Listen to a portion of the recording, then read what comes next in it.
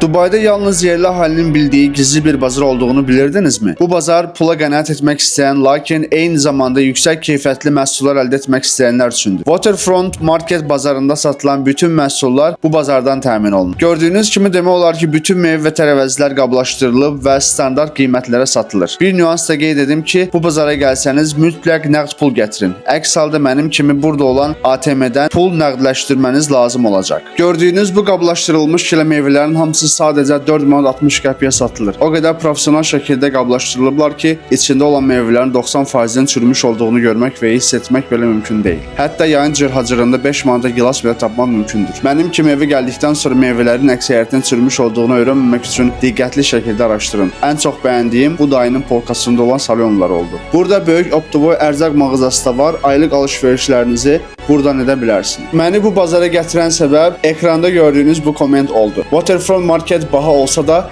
məsləhətim oradan alış-veriş etmənizdir. Videonu save etməyi, dostlarınızla paylaşmağı unutmayın. Sağlıqla qalın.